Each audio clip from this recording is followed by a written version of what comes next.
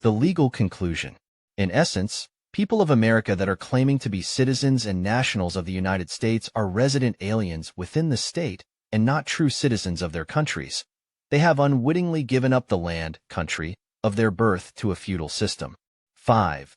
This is just one of the legal techniques the federal government has used to take the land within the American republics which has not been ceded for government buildings, etc. Moreover, this is how the de facto states have orchestrated their so-called police power. They are actually acting as the supreme sovereign, not the people. In effect, these de facto states govern residents, not bona fide citizens. Check U state code for use of resident. You will find such term used extensively in defining the people who are subject to state statutes.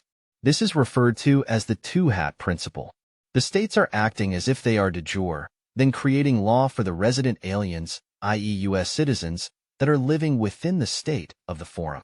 In other words, such citizen de factos are not really living in the country, e.g. the country of Ohio, but are in the Marxist country, the USA. In fact, the national of the United States status is a conquered people. The following authorities exemplify that U.S. citizens are fundamentally serfs and are conquered. Possessions. International law. By possession is meant a country which is held by no other title than mere conquest. Bouvier's Law Dictionary, 1856. Title 8 U.S.C. Section 1101.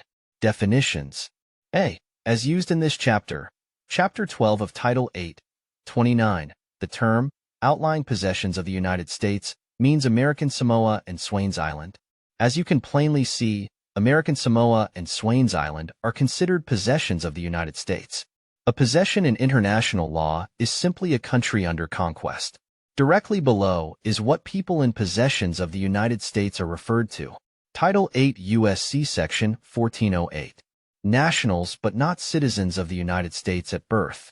Unless otherwise provided in Section 1401 of this title, the following shall be nationals, but not citizens, of the United States at birth. 1. A person born in an outlying possession of the United States on or after the date of formal acquisition of such possession. The people in possessions are referred to as nationals of the United States. Here is the evidence that citizens of the United States are deemed as being of the same status. Title 8 U.S.C. Section 1401. Nationals and citizens of United States at birth. The following shall be nationals and citizens of the United States at birth. A person born in the United States and subject to the jurisdiction thereof. Title 8 U.S.C. Section 1101. Definitions.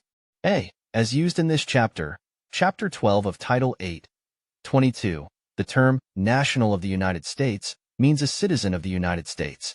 Why would anyone want to have the same status as people of a conquered country? The proper status is state nationality. This can only be achieved through the relinquishment of United States nationality by enforcing your de jure nationality administratively. This citizenship and nationality game is all laid out in Title 8 of the United States Code.